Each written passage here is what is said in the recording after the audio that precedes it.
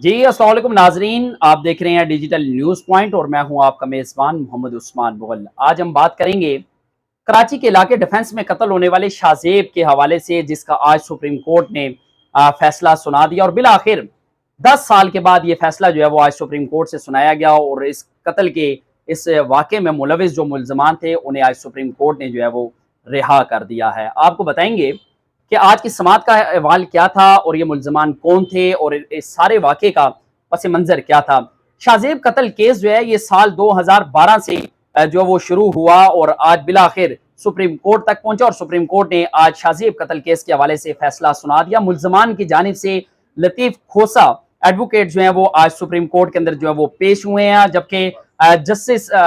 एजाजुल एहसन की सरबराही में 3 रुकनी जो बेंच था उसने आज जो है वो इस केस की समाअत की और मुल्जिम शाहरुख जतोई और दीगर जो मुल्ज़मान हैं और उन्हें आज सुप्रीम कोर्ट ने रिहा कर दिया है। 20 साल शाहजेब को कराची के इलाके डिफेंस के अंदर उस वक्त कत्ल किया गया जब वो अपनी बहन की शादी से वापस घर जा रहा था और मुल्ज़मान के साथ तलकलामी हुई और तलकलामी के बाद मुल्ज़मान ने फायरिंग करके शाहजेब को कराची के इलाके में कत्ल कर दिया। इब्तदाई तौर पर ये सारा जो मामला था, ये सारा जो केस था, इसकी समाअत ट्रायल कोर्ट के अंदर होती रही और जो मरकजी मुल्जिम है शाहरुख जतोई और उसका जो साथी था नवाब सराज तालपुर, ट्रायल कोर्ट ने इन दोनों को सजाए मौत का हुक्म जो है वो सुनाया था, जबकि दीगर दो जो मुल्जमान थे जिनमें नवाब सजाद तालपुर और इनका एक मुलाजिम था गुलाम मुर्तजा, अदालत ने उन्हें उम्र कैद की सजा जो है वो सुनाई थी। उसके बाद सिंध हाई कोर्ट ने ट्रायल कोर्ट का जो फैसला था उसे तब्दील किया और दो मुल्जमान जिनमें शाहरुख जतोई भी शामिल था उन्हें सजाए मौत का जो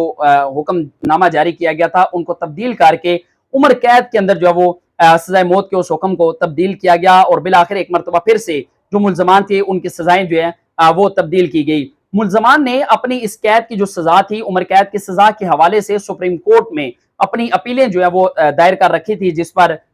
सुप्रीम कोर्ट में समाअत हुई और बिल आखिर आज सुप्रीम कोर्ट ने जो वो फैसला सुना दिया। इसके हवाले से जो मकतूल है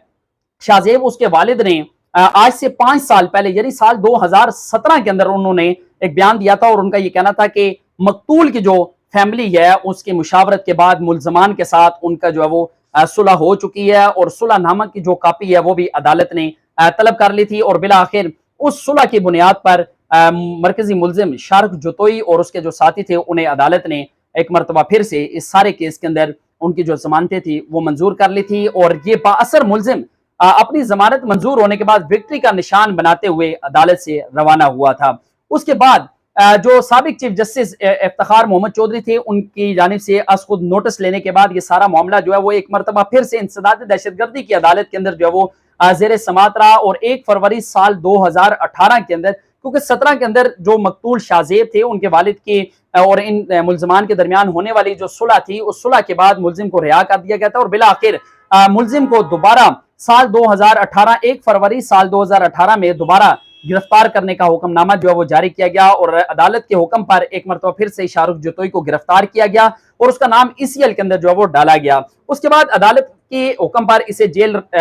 भिजवाया गया और जेल के अंदर भी शाहना प्रोटोकॉल मिला और उस वक्त जो है वो साबिक chief justice of Pakistan Saqib Nisar ने जेल का अचानक दौरा किया और वहां पर शाहना प्रोटोकॉल और आसाइशों के हवाले से जेल इंतजामिया की जो वो सरजनिश भी की गई थी और दहशतगर्दी की दफात खत्म करने के हवाले से जो सिंध हाई कोर्ट थी उसका हुक्मनामा जो है वो कलअदम करार दिया गया था और नया बैंक तश्कील देने की हदायत की गई थी कि 2 माह के अंदर नया बैंक तश्कील देकर 2 माह के अंदर इस केस का जो वो फैसला किया जाए और कराची की सेशन अदालत ने सुलहनामा की जो कॉपी थी और रिकॉर्ड जो था वो 19 दिसंबर को जो है वो तलब किया था और बिल आखिर सुलहनामा जो है वो 11 जनवरी साल 2021 को अदालत के अंदर पेश किया गया और चूंकि सोशल मीडिया पर बहुत सी ऐसी तस्वीर आई थी शाहरुख जतोई की जो जदीद असले के साथ जो है वो अपलोड की गई थी और सोशल मीडिया पर वो तस्वीर आने के बाद जिस असले के साथ इसने शाहजेब का कत्ल किया था और पुलिस ने वो भी बरामद किया और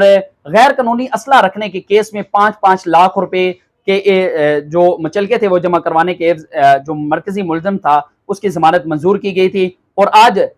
सुप्रीम कोर्ट से जो मुल्जिम था शाहरुख जतोई उसके और साथियों की जो इस सारे मामले के अंदर इन्वॉल्वमेंट थी, अदालत ने अपना फैसला देकर उन्हें जो है वो बरी कर दिया है और